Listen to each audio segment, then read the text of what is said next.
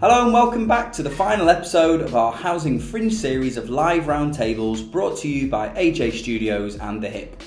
I'm your host Andrew, and this podcast was recorded live at our Housing Fringe event in June. The 4-part mini-series is an offshoot of our usual Hip podcast, and today we bring you a session all about defining your leadership DNA, hosted by Jacque Allen. Joining Jacque are our panellists Amanda Newton, Alison Dean Mushtaq Khan. They delve into the importance of authenticity, how to be an inclusive leader, and delved even further into building future leaders. They identify some key skills, attributes, and values they recognise in both themselves and others. We hope you enjoy this session. Thank you very much. It's great to be here. It's great to have air conditioning. So hot out there. So yeah, it's great. I'm Jacque Allen, and I'm the CEO of Your Housing Group. And I'm just going to ask my colleagues to my left to introduce themselves first. Yeah, afternoon everybody. I'm Amanda Newton. I'm CEO of Rochdale Borough-wide Housing. Hi, I'm Alison Dean. I'm currently Deputy CEO of Great Places Housing Association, but from Monday I'll be taking over as Chief Exec. I'm Mushtaq Khan. I'm Chief Exec of Housing Diversity Network.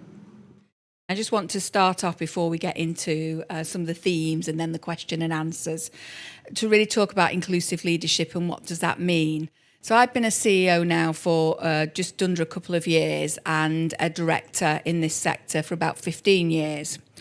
And what I know to be true that if you truly want to embrace leadership, if you truly want to maximise the privilege of being a leader, then you have to be inclusive. Leadership is about leading everybody. And that's really important. And there's an article that's been printed in Inside Housing digital print this week where I've spoken about my own background. And traditionally, I didn't think people from my background could go on to be CEOs. You know, I had real imposter syndrome with that. And there's one thing that I've learned along the way: people will help you to believe the negative stuff much more than the positive stuff. So that's something you really have to figure out for yourself and change. So inclusive leadership means everybody. It's got to be part of your DNA. And when I became a CEO of Your Housing Group, I set up some key messages, because leadership is about, well, a wise person who's actually in this room once told me that the sector we're in is all about people, and people is a contact sport. I'm looking for Elaine, she's over there. And she told me that about, probably 17, 18 years ago, but it's true. And people have to know you. You have to give something of yourself to be a leader. People have to know what you stand for, what you don't stand for. And a really great way to convey that is through some key messages that become the backbone of who you are. You never deviate from them, and you are always reiterating them. So that you are showing to people that these aren't just words that you're saying, that you really, truthfully mean them. So for me, inclusive leadership is about those key messages and being really clear with people about what your leadership means. I've already said you have to give something of yourself, and you do. And you hear that phrase, modelling behaviours. Really, all that really means is that every day you come in and you behave in the way that you're expecting people to behave. The way, the values of your organisation, that you behave to them all the time. And we all get under pressure, don't we? And it's in those under pressure moments that we can sometimes forget those things. As leaders, you've always got to be alert to that, because people are watching you, they're listening to everything you do and say. So it's really important to be true to those behaviours that you say you have. I think for me, inclusivity, as I've said, it's, that's something for everybody. And there's a lot of things going on in this space. There's the Greater Manchester Housing Providers Boost programme. And that's really where some senior people from the sector are coming together to mentor people from diverse backgrounds so that they can find their pathway into leadership as well. But the real strength of this programme so far for me has been actually those people who are mentees, who are the leaders, are learning just as much, if not more, than the mentees, and that's really important. It's a really great way for everybody to create more understanding, to develop confidence and trust. And that's what it's going to need to really create a diverse workforce. At Your Housing Group, we've been doing a leadership programme that's all about inclusivity. And Jennifer, who's the CEO of Above Difference, the organisation that been working with talked about white privilege. And we all like to think, oh, that doesn't exist. But of course it does. And Jennifer said to me, Jennifer's a black woman, and Jennifer said to me, Jackie, when you walk in the room, you walk in as Jackie the CEO. When I walk in a room, I walk in as a black woman first. And I found that profoundly, wow, that's her experience. And she's very senior and she's very confident. She's got her own business. She knows what she's talking about. And that has to be addressed. We have to have these conversations. There are other things. If you think about the watches that we all wear, the health ones that tell you you're not walking enough and your heart rate's not where it should be and your blood pressure's perhaps a bit raised, all of those, they're made for people who are from a European background, but they're sold to everybody.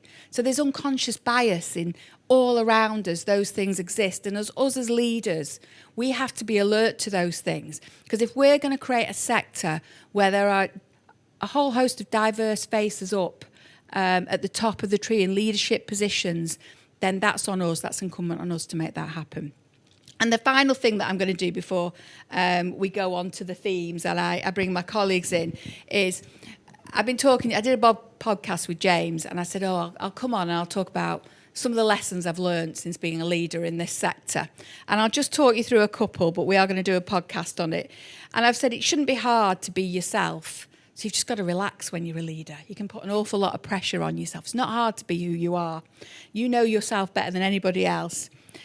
Those key messages, tell people who you are. You've got to connect with people.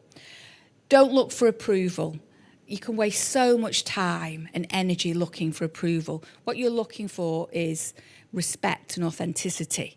You're entitled to your views. You're entitled to how you think and feel about things. It's not for anybody else to decide if that's right. So don't end up being a mash-up champion of what everybody else has said to you they think and feel, because that can so easily happen.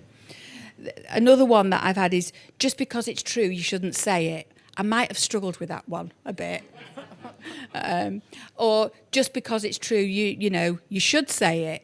I haven't struggled with that one as much. But you're on show as a leader, aren't you? And it's important, I think, that you're ready to be uncomfortable. So you're ready to be comfortable in uncomfortable situations. Inevitably, when you're a leader, you will sometimes have to pick a side. You will sometimes have to say, this is what I think, this is where I stand, and I'm not shifting. And you've got to be ready. And if there's one piece of advice, it would be get comfortable being uncomfortable. And they're just some of the things, but I will do a podcast with James and we'll talk much more about some of those things. So without further ado, we're going to move on to some of the theme areas. And the first one we're going to talk about is reverse engineer. So what's stopping people from stepping into leadership? Because we are seeing a real gap in that. So what's stopping people? And Amanda, I'm going to come to you first. Thank you.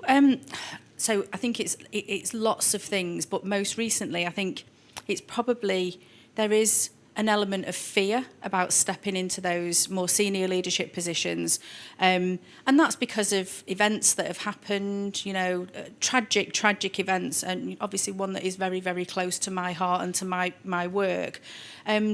And I think there's a perception that it's easier to get it wrong than it is to get it right with everything that's happening with regulation and all of the new standards that we're having to deal with at the moment, and the uncertainty as well. Because what is our role? Is our role to build new homes? Or is our role to provide safe and warm homes? Or is it all of that with all of the regulation? So I think there is a real fear about getting things wrong.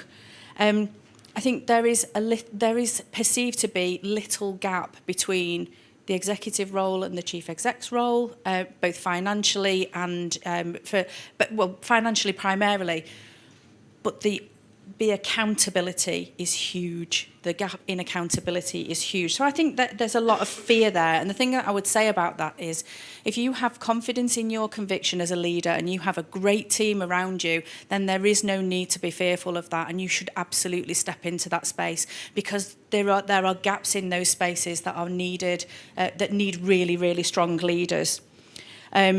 I think when you step into an organisation like mine, you aren't the new girl for very long, and you very, very quickly carry the responsibility of what happened in the past. And it's really critical to carve out a really clear narrative and stick to that narrative about what you stand for.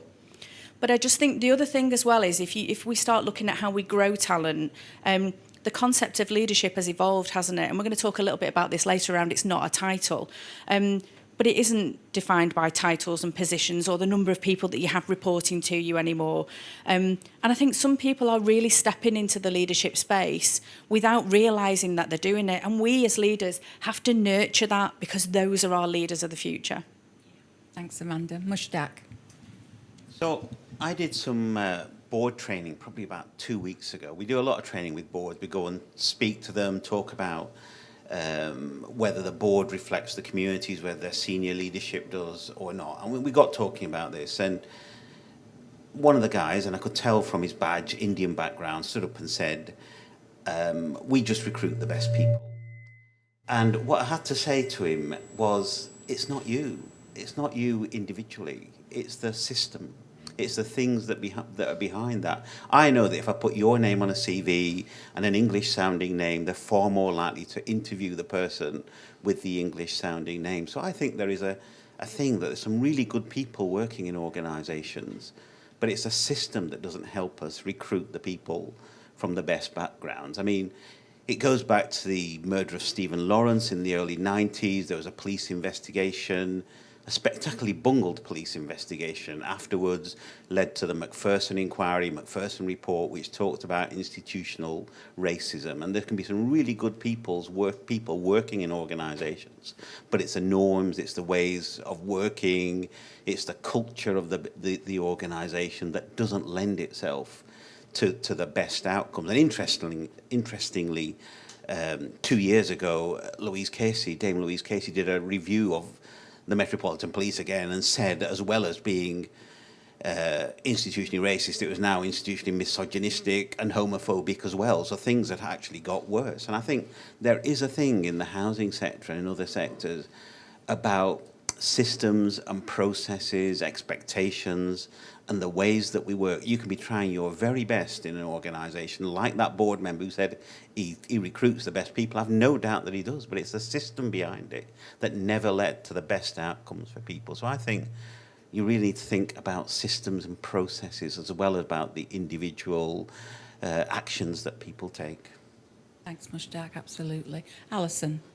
Yeah, so I think you're right, Mushtaq, and I think people can hold themselves back as well from going for leadership positions. So there's that kind of really well-known stat, isn't there, about kind of men and women, and how men will just go for something if they think they're kind of halfway there, and women will need to know that they fulfil every line on that kind of person spec and role profile to sort of stick the hat in the ring for something. So I think, there's things that we can do as employers to try and support people to kind of take that first step. Something that we're trying at Great Places is making it really clear on all our recruitment materials, on our adverts, that we welcome applications from people that might not fulfil the whole of that role profile. They might not have all those kind of person specifications that we've written down, but we want to know what they do bring. So we'd much rather receive applications from people where they might perceive there's a gap, but tell us, talk to us, apply, we'll have a conversation about what you'd bring, what lived experience you might bring to that role, because that's really important too, and it can really enrich kind of our leadership roles and support some of that diversity coming through. From my own experience, I've spent the last 5 years at Great Places as Exec Director of People and Culture. That's not my background at all. I've not got any qualifications in HR or comms or technology, any of those areas that I lead. But I do have experience working in that organisation. I understand the culture really well. I understand what it is to be a leader in a housing organisation. And that's what I bring. I've got brilliant people within my team that bring all that great technical expertise, but I can help them navigate how to perform really well in that organisation. So I think we've got to start thinking more laterally about the leadership skills that people bring, and not requiring all those sort of technical skills to be fulfilled. Yeah, no, I think that's right. And it's really interesting because you've got this talk of the professionalism agenda as though there isn't any professionalism, we're all untrained and unskilled. This has been a great sector for recruiting people who are living in our homes, living in our neighbourhoods as well. And whilst we always want to make progress and we want to be professional, it's really important that we don't end up inadvertently doing more to stop more diverse applications from people. So that's really good. So I just want to move on to the next one, really, in terms of roots of leadership and thinking about what are the skills that the next set of leaders need to have. What are the kind of things that they're going to need to be successful as a senior leader in this sector? And Amanda, I'm going to come to you first. So I think it's about a broad range of experience, and I think it's about being brave enough and knowing your value regardless of sector. So I've spent time in my career both in the private sector and in the quasi-public sector and housing.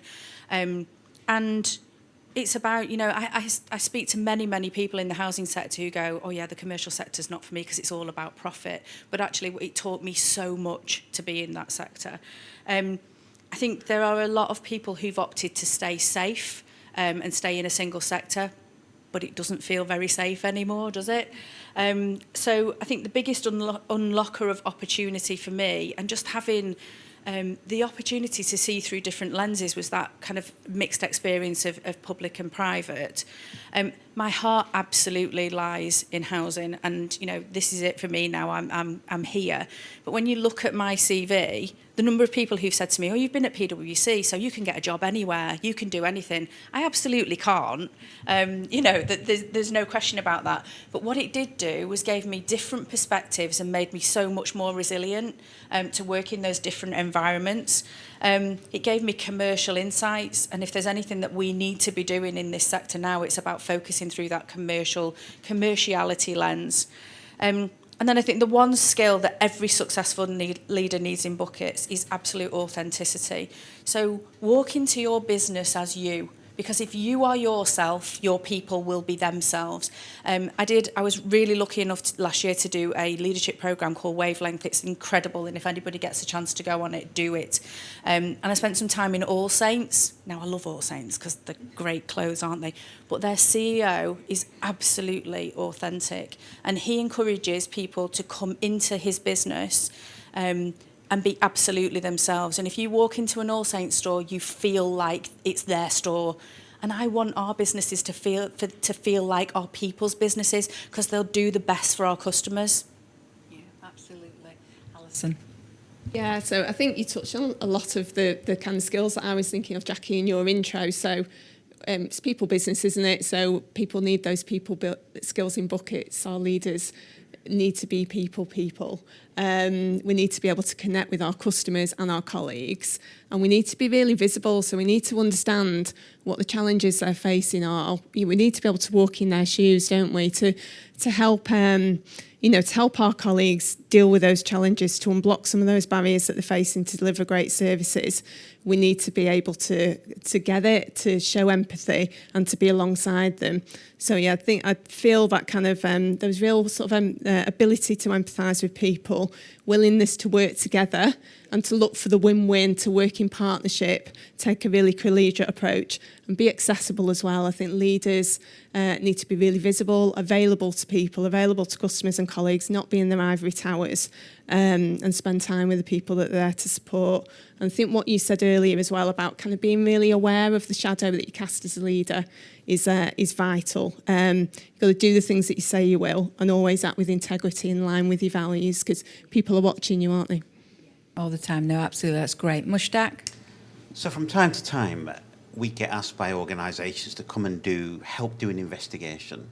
It's usually around HR issues, and there's usually an allegation of racism in there somewhere. And I can tell you before I even go in there what the issue is going to be. There's going to be a pocket of an organisation that still thinks it's 1983, and the people in there behave like that, and somebody new comes in there and they get treated very differently. So one of the skills that I think leaders need, I mean, you've got IQ, which is your intelligence, you've got EQ, which is emotional competence. I think there's a real issue about having cultural competence, managing diverse teams, managing teams that are not all the same, that have different backgrounds. I think there's a really big issue. I think it's one of the skills that managers should have. I think it's something that organisations should be looking at, cultural competency training, because the communities that we work in are changing, and the neighbourhoods that we work in are changing very quickly, and the workforce is changing very quickly as well. But sometimes the managers and the leaders don't actually change and don't keep up to date with it, and that's where these issues happen. Like I say, I can predict what's going to come out of this investigation because we've done so many. Interestingly, we did one for an organisation, and they said something about racism. They said, "You've done that one. Can you come in and do another 2 now?" So that's where there's an institutional problem. It's not just about 1 or 2 things. There are some institutional problems there as well. So that sort of ties in with the first question. Yeah, so it's interesting, I guess, that broader awareness, that, you know, resilience, integrity, and that kind of cultural awareness are really important. And that just reminds me of something that my son recently joined the Navy. I'm incredibly proud of him, although I miss him terribly. And when he was in phase 1 of his training, he was in a division. There was about 30 of them in each division, and they had some Commonwealth recruits there. And one of the Commonwealth recruits was the class leader. He was absolutely brilliant. And then when they went into phase 2, they went to a different base, and the divisions got split, and the Commonwealth recruits went into a room on their own. And I queried that with my son. Why is that? You know, you've all been. He's like, "Oh, I don't know. That's just." And I spoke to Jennifer about it when we were doing the inclusive program, and she said, because they'll be fed up of fitting in. You know, you think they're having a great time because they're fitting in. That's because they've adapted to the way of everybody else, and they probably just need to go behind a door and just be themselves. And again, that had a massive impact, because you can think inclusivity is make sure everybody's happy, but what happens if people are just fitting in with the way that your organisation works for the majority? And I just thought that was something that was really impactful and something we should all think about as leaders. So if we kind of move on to leadership, then it's so much more than a job. It's so much more than a role, and it's about core values and beliefs, and we've talked about some of that. I also think it's about discretionary effort. You can't work in this sector if you don't care, or if you don't care, you've got no right to be in it. So Alison, just tell us a little bit about leadership more than a job. So yeah, it's about, like you say, having those kind of right values at our core, and I think part of our role as leaders is to make sure that we're spotting potential in others, you know, kind of having one eye on succession all the time and giving people opportunities to grow and develop. So we've kind of talked about kind of different ways of doing it already. We've touched on sort of formal development programmes, things we're doing at Great Places around development. We've got a programme ongoing at the moment which is called SHE. So it's the Sharon Hayes Empowerment Programme. So this is an opportunity for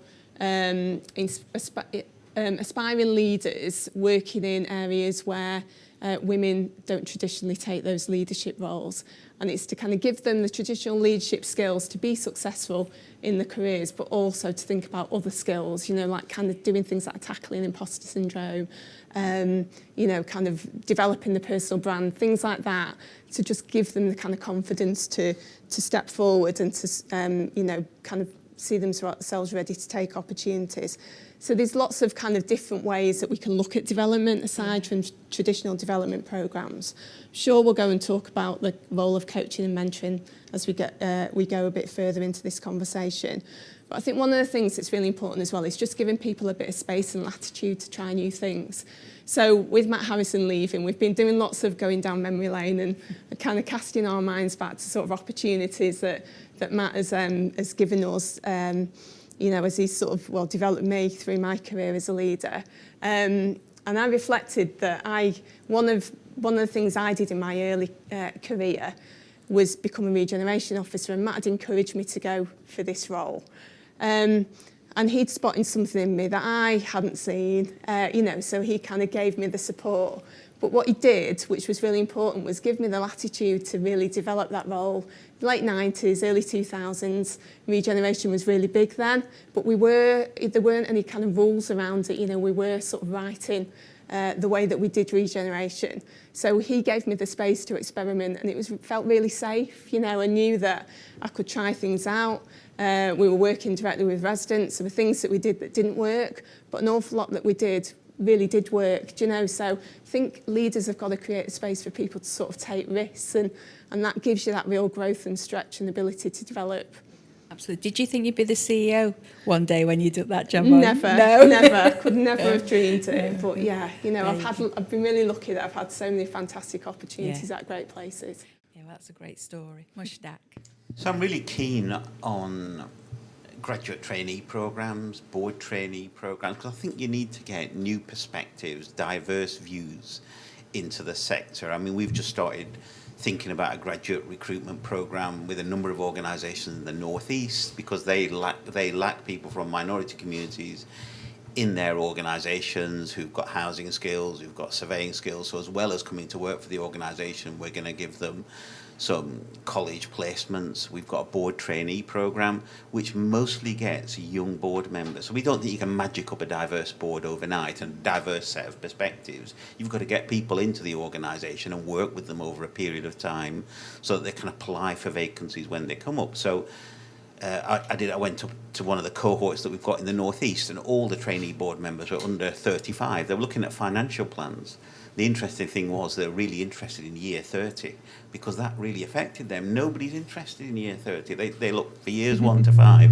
So you get a really good perspective about getting a different set of people in, a different set of people who've got different values, diverse perspectives, really tech savvy as well, which some of the board members weren't there.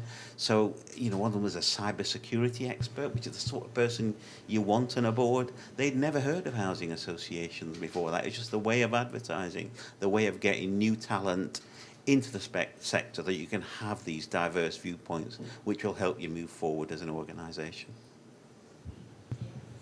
Thank you. So this is our fourth and final theme, and then it's over to you. So sector is better together when it's mentoring, networking, collaborating. What do you say, Mushtaq? So we're a network. We connect people, we bring people together, we have events, we try and share things across our networks. One of the things that we were particularly known for was our mentoring programs. We've got about 200 people on our programs at any one time. I would say that they are mostly women and people from minority backgrounds. They lack confidence. They are probably stuck in their job, and they've been in their job for ages, and they lack networks. And that's part of moving on in your career. So our programs are really designed to sort of break people out of that stuckness in their particular job, so they can look above the parapet, look round, look at different organisations, connect with other people, improve their confidence. I've mentored people, and they're all repairs planners. Is there a thing about repairs planners just being stuck in their job for years and years and not moving on to things, to other jobs? And so mentoring is really important, but I think it's got to be a structured program. I think you've got to have something where they connect with other people in the same position. You've got to have workshops, you've got to develop them. It's okay meeting in a coffee shop and having a chat with somebody. You've got to have some sort of program behind it as well. So we're really keen on mentoring. Obviously, it's one of our flagship programs. Lots of people have been through the program. We're actually putting out a video very soon about somebody who started off in the mentoring program, is now a chief exec of a housing association. So that'll be coming out soon. That's great. You said lack of confidence. Is there a lack of trust as well? Yes, certainly lack of trust on the part of the people. Like I say, some people just get stuck in the job and they're just stuck there for ages, and they can't see that there's a whole wide world out there, other organisations, a set of skills and another job that would really value them and they can improve themselves. Yeah, absolutely. Thanks. Alison. Yeah, so I started out as a graduate trainee at Great Places a long time ago. So I think graduate programmes are really, really valuable, and we put a lot of store into our graduate programme, Growing Greatness at Great Places. It's a big graduate apprentice programme. We always make sure about 5% of our colleague base is part of a trainee scheme. But we, so we put a lot of effort into that programme, and we see them as leaders of the future. And we retain quite a lot. I've stayed there for an awful long time. We've got other long-serving colleagues there. But we used to get quite agitated when people on that programme, we'd put all these years of development into them, and then they'd go off and get jobs elsewhere. But now we've come around to thinking that it's got to be a good thing for us to be putting that effort and development into the new generation of leaders for the sector. So we've come around to it a bit now, Elaine, haven't we? Elaine always has a word with them. She tells them they're on secondment. So we'll see them again in a few years. They're just going to get their experience somewhere else, and I'm going to bring them Absolutely, they're all going to come back to great places. And we've had lots of examples where people have. So we have actually got leaders in our business of people that started on our graduate scheme, all as an apprentice, went away, and then they've kind of returned with lots of kind of fantastic experiences from elsewhere. So I think it is really good that we kind of see those sort of development programmes as an investment in the sector. Really lovely story recently. So I've recently connected with someone that was on our apprentice scheme probably about 10 years ago, and he came to great places as someone not in employment, educational training. He was 16. He was living with his sister in social housing. Didn't really want to look for a role, but his sister had kind of cajoled him into going for a role at great places. And the lady that was recruiting him saw something in him. This is kind of the way he tells his story. And he was just a superstar, and he found the right job for him in the graduate role that was placing at great places. Stayed for a while and moved up into different roles, and then he left. But he's heading up a charity now, working with other young people in the situation that he was in 10 or so years ago. And he's actually working back with great places to mentor people that are coming through to our apprentice programme, that are applying for our apprentice roles. So that's a really lovely full circle moment for me of how that investment isn't lost, is it, when people walk out of the business? It's an investment in the sector. Yeah, and I think that's the perfect way to finish with that one, because when you're a leader, you're not just leading for your organisation, you're leading for the sector that you belong to, because the bigger picture is making sure that our customers get really great services and get the support that they need at the point that they need it. So if we're investing in people, we're investing in the sector, and that's your bigger leadership role, isn't it, Amanda? Yeah, I think Mushtaq makes some really important points about mentoring. I'm going to talk about mentoring and then networking separately. So you make some really important points around the next generation of leaders, bringing them into the loop really quickly, because we're making very, very significant decisions in our business that will go into 20, 30 years' time. And, I'd like to be, but I'm not going to be here. But we have to create a positive legacy, but actually bringing those people into our business and into that what does this mean in the future, so that people who are young understand that the decisions that they're making today will be here and the impact of them will be felt many, many years in the future, is critically important. The other thing on mentoring as well is I spend time with the people who work in my teams, and that's about upwards mentoring, because that's been a bit challenging. I was out the week before last with our neighbourhood environment team, and they put me to task, I can tell you, like mowing lawns. But it was really important, because I had a huge appreciation of what they face every single day, in hot weather, in cold weather. It's really, really important that you connect with that as a leader. From a networking perspective, our peer-to-peer relationships are critically important. And I think there is a propensity for people to look and try and be part of the pack and go, well, actually, I'm just about as good as you, Jackie, so I'm fine. One of my team said to me yesterday when we were looking at our TSM results, well, it's great, isn't it? Because we're 3.3 points above the median in Greater Manchester for that one. And I'm like, but we're 7 points below what we've agreed to deliver for our customers. So it's reframing some of that and using your network to do that. I feel like we as leaders carry a very serious responsibility to ensure that you're learning, and there's no greater need for learning than has come out of my business. So we've spent the last 18 months nearly now sharing our experience in RBH and what happened since the inquest into a death of a small child. and helping people to understand what went wrong so that they can not make those same mistakes, or if they've got that in their business, they can put it right. And that's been received really, really well. So those peer-to-peer networks are really, really important. In fact, they're priceless. And I think use them to challenge yourself. Don't be in the pack. And median position is our absolute nemesis. We have to push and not push at the expense of each other. None of us are in competition, are we? But bring people with you when you learn something new. Yeah, absolutely. And I think one of the strengths, particularly here in GM, actually, is through the Greater Manchester Housing Providers, there's a lot of support, there's a lot of sharing skills, ideas, thoughts, problems and how to solve them. And I think never more, in this very complex world that we find ourselves in, have we needed to collaborate with each other, because there's a bigger picture, and that bigger picture is always your customers. And you have to look after your colleagues to look after your customers. So we've talked about the importance of future leaders. We've talked about being much more culturally aware if we're going to have a diverse set of leaders, because if we don't, we're missing out on a lot of talent in this sector. We've talked about the need for resilience. We've talked about the need for the shadow of the leader stuff being authentic. And we've really, I guess, chewed the fat a little bit, haven't we, about all the different ways that we do that. But now it's over to you. Any questions that you might have?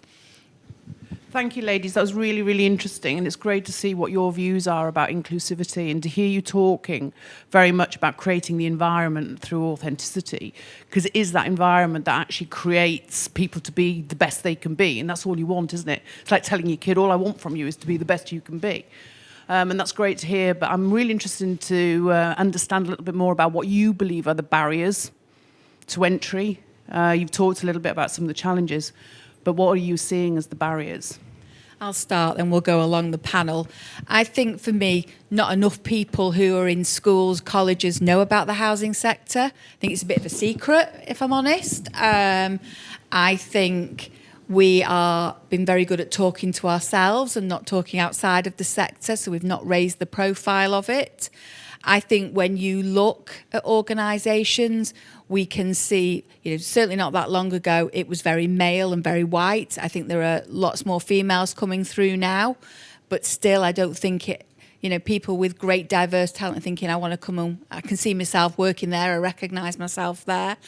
And I think one of the panel members touched on it. We've had a real difficult time in this sector since some of the dreadful events, whether it was Grenfell or other things that have happened since, and you can see why people might think, yeah, that's not for me. So we have to really work hard at that. Amanda. Yeah, I picking up on something Mushtaq said before. So I think we make entry into our sector an endurance test, not a way of welcoming people. So we always ask for written applications. Some people, that is a privilege to be able to do that. We're not tapping into those people who have a different skill set than writing applications, and welcoming people who have different ways of being the best that they can be into our business, and we absolutely have to tackle that. And there's a real example. So I asked when I first arrived at RBH, what does our apprentice programme look like? Because we are in one of the most diverse boroughs in Greater Manchester, and we've got a great little apprentice programme with every single one of them kind of white, working class / middle class, and we've not been as inclusive as we could be in terms of encouraging the people from our wider communities to come into the business. And then when we do bring them in for an interview, we make something James and I have talked about. We make it a big secret, don't we? And we try and catch people out with all of these questions that, we're going to ask you a trick question now. John Lewis have just launched a programme where before they interview anybody, they'll give them the questions. Why don't we do that? Because actually we just want those people to come into our business and be the best that they can be. So there's tons more that we can do around just getting people into the sector. Yeah, I think neurodiversity is a real area. We've just started to do that at your housing group to give you the questions before, and the feedback from people with neurodiversity and not has been amazing. So I think absolutely agree. Alison. Yeah, I completely agree. We're doing that as well. I think we're all learning lots of stuff from Boost, aren't we, from the Boost programme in Greater Manchester, and trying these new techniques.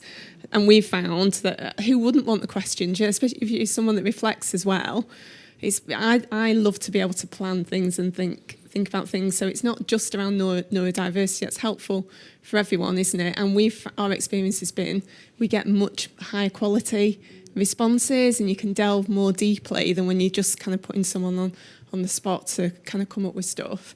For me, I would say a big barrier is bringing our customers into our organisations and having them being part of our workforce and valuing what they bring in terms of their lived experience and experience of working in our communities. So we're doing some other work with young people in Greater Manchester at the moment, young people that work in our organisations, which is thinking about how we can work together to encourage more customers to apply for our roles, to be successful in achieving roles in our organisation and be supported, to kind of sustain that employment, particularly those younger people that live in our communities. And, if we do that, we will truly reflect the communities that we serve, won't we? Mushtaq? So I had a conversation. We've got a stall in the conference area with a woman of South Asian origin. She came and sat down and she said, I've just been reflecting on the conversation we had 2 years ago. And I said, I had no chance of me remembering that conversation. But I'd asked her, she was an exec director at Housing Association. I said, you should really be applying for chief exec's jobs. And she hadn't applied in that 2-year time period, but she'd come again and she said, I've been around the conference, I've listened to people, I can do better than this. And I think there's something around lack of role models, some expectations, both society and organisational, for her to try and overcome. But she should be she's an exec director now. She should have been a chief exec 2 years ago. She's been reflecting on it for 2 years, and she's come here again and thought, I can do better than this lot myself. So I think there's some big issues there to try and explore. Yeah, absolutely. And some of that goes back to what you were saying before about that confidence and maybe that trust as well. Like, if you do put in a role, you're going to get fair treatment in it. I think that's really important. I think we're ready for another question. One has come through that says, what would be your advice to someone in an organisation who feels that they have no clear pathway to leadership, but they have those aspirations? Okay, I think I'm going to take that one to Alison first. Okay, I think it's incumbent on us in organisations to have open dialogue with our colleagues. So Great Places, we've got a thing called Space to Talk, where we talk to different groups within our organisation and try and understand things like what might be barriers to them. We've had some feedback about kind of career pathways at the organisation, and we've seen our own evidence, where people will go so far in the organisation, then look outside and all that talent will be walking out the door because there isn't that kind of clear pathway and support. So we've done lots of work to develop that pathway, both kind of vertically within sort of different sections of our organisation, but also look at ways that we can encourage people to do what I did, take a bit of a kind of a lateral route to leadership. I came from an operational background, went into people and culture, so it's encouraging people to just think about their routes to leadership that aren't necessarily, I'll be the housing officer first, then I'll be the manager, and then I'll be the head of service. It's about thinking about other pathways and thinking about the skills that they could bring to different roles. Yeah. Mushtaq? I think career progression is very rarely a straight line. It's zigzag, and sometimes you go back a bit before you go forward. And I think it's about having a conversation in your team or with your manager or somebody who's a role model who can help guide you forward. I mean, I've got nothing much to add to what Alison said, but it's very rarely a straight progression. Brilliant. Amanda? I think we have an absolute job in our organisations as leaders to make sure that people who have aspirations to lead aren't being blocked because they're great at their job. So I was out with one of our trades last week, and he said, I want to be a planner, but my manager won't let me go and do that because I'm really good at what I do. And that's just stifling talent. So we have to really challenge ourselves to get into the roots of our organisation and understand where people's aspirations lie. And I am an absolute advocate of, I like that lateral, I've always called it sideways, but lateral moves for progression. And that, that can be in sector, out of sector. And the final thing for me is, we have to let some people go and just explore other things, even though we don't want to lose them. We just have to let them kind of get their wings and go and fly for a bit, because they'll come back Won't they, Elaine? At your housing group, we have a lead programme. Well, we've created a lead alumni now because we're moving it on. But many of the participants on there are people who their leaders identified as being potential leaders of the future. And through that programme, they've been able to build their trust and confidence and build their skill sets at the same time. And we were staggered when we look back at how many of them have gone on to move their careers on, whether it is a lateral one that we've got somebody who was in compliance who's now gone into assets and being trained with that, and we've got somebody who's become a director, and it was something like 85% of people had moved their careers on as a result of it. So I think that's really, really important that you've got those programmes. One of the things that I said in the Inside Housing, when they said, when did you want to be a CEO? And I said, oh, not too long before I became it, maybe 5-6 years, something like that, because I couldn't dream big enough.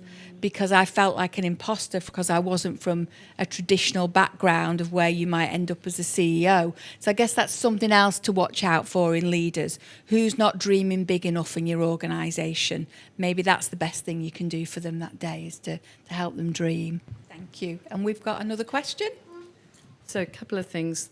First is I'm currently involved with the HQN Next Gen competition, so seeing the young people coming through under 30, and for the last 5 years they've had about 50 nominations. And so my first thing is a plug. Next year, anyone here who runs a housing association or an associated business, nominate someone under 30, because why is it only 50 people? And we've talked about how do we bring the next generation along. So that's my first challenge to the room. Homework next year, nominate at least one person. So my second question, and it probably rounds it off quite nicely, is, so what pearl of wisdom would you give to your 30-year-old self? Because I'm being rude and assuming that you're all older than 30. Well, I know Alison's reflective, so she needs some time to think about that one. Let's start with Mushtaq. I would have just said, just be confident in yourself and your own ability, and you're just as good as anybody else out there. I think there's some jobs that I applied for and I didn't get, and interviews that I didn't do so well. It's just about confidence. I think it's the only thing I have to say. Over to Amanda.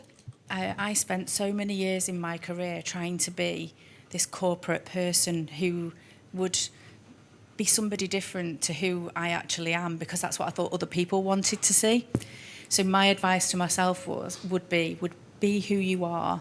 And it's really interesting, actually, because this is baked into culture in organisations. So the day that I walked into our business, my PA put me in a room all day, and I was like climbing the walls by the end of the day. It was like, let me out. So I went out to wash my cup, spoke to a couple of the ladies in the office, and they were just chatting to me about holidays and jet lag and all the rest of it. And one of them came dashing over and went, I'm really sorry.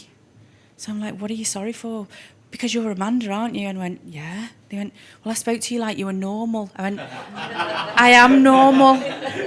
So I think it's be normal. I suppose I'd say just get involved with as much stuff as you can and collect as many experiences as you possibly can. Try stuff out. You don't know what you're going to want to do in the future, but have a go and see where that takes you. I guess I'd say to myself, stop waiting for permission. I think I was always waiting for somebody to say, you're ready now. Now's the time. You could do this now. It doesn't come. Give yourself permission and dream bigger. That's what I would say. Yes, sir. Hi, great session. A couple of things. One is about the fact that we've got our 3, 5, 10-year, 30-year plans around the finances. When we're putting as much energy into what we want our boards to look like going forward, we would like the same focus, and that's a message to all leaders, not just you guys here. But also, I've traversed different sectors, and I'm in this sector now doing the piece I do here. And my experience is that of somebody that looks like me, you need allies. You need people that recognise you and can support you. Sometimes they're doing it silently, you don't even know about it. And my advice to all people that are leaders in this room is to look for those individuals, and whether it be overtly or covertly, support those people and encourage them. Because they're not all gregarious people like me who doesn't mind what they say to anybody throughout their age. They just need that little bit of a lift and that little bit of guidance. And it doesn't even have to be official. But I challenge you to talk to the rest of your exec teams. I challenge you to talk to your senior leadership teams who are looking to become maybe execs in the future. Who have they recognised in their organisation that they may want to buddy up with? And it's very, very important. And I have benefited from that over my 30-odd, 40-odd year career. If someone's recognised something and I don't know that they're actually those naysayers, those people that just want people that look like themselves, they're sort of challenging those individuals. And one final question, if I could, was really about, I didn't want to be the last person speaking here, but it's really about what are the leaders of your organisations going to do, stop doing to bring this change in leadership over time? Because you can't do everything. You cannot do everything. So what are the sort of things that you would stop doing to enable you to do the things that, because things are evolving, to get that evolution in terms of what your boards and your leadership teams look like? I think the first thing, and we've touched on it in some ways, is to stop sheep dipping people. If you have a process or a way of doing things, it will keep giving you the same answer, won't it? And I think we use frameworks and policies and methodologies as a way of just doing the way we've always done it. And thanks very much, but I'm all right. And I think those things have to be really challenged. And even doing that thing that I mentioned before about we now give out the questions before we interview for a job, in a very short period of time has had a massive impact in a positive way. And even people who didn't go on to get the job have reached out to say, that was great. And that's a real test, isn't it, if you're doing something. So I think stop sheep dipping people and start thinking about people as people who come from things with different skills, different backgrounds, different experiences, because we're limiting the potential of our organisation. We have this thing at your housing group, we call it, we believe we've got limitless potential.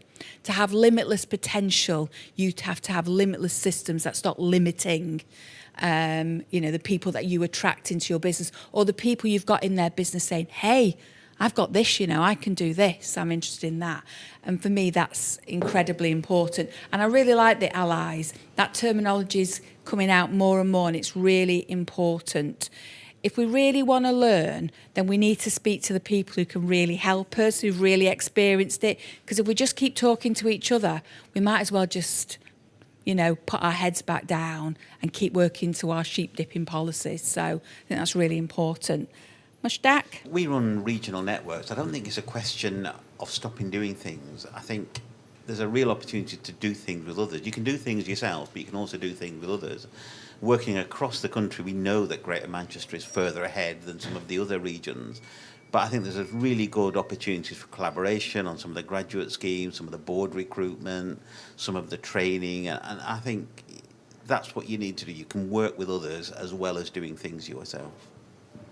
Alison? I guess mine's really short. It's stop thinking of reasons why not. Why something won't work. And I think that's something that Boost programme has taught us, that we can try stuff, can't we? We can experiment, see what works, see what doesn't, but don't kind of, box things in with lots of things. It won't work for this reason, it won't work for that reason. Let's give it a go and let's evaluate what we want to keep and what we don't. Not much to add on any of those really, other than stop making things very complicated, because we're really good at that.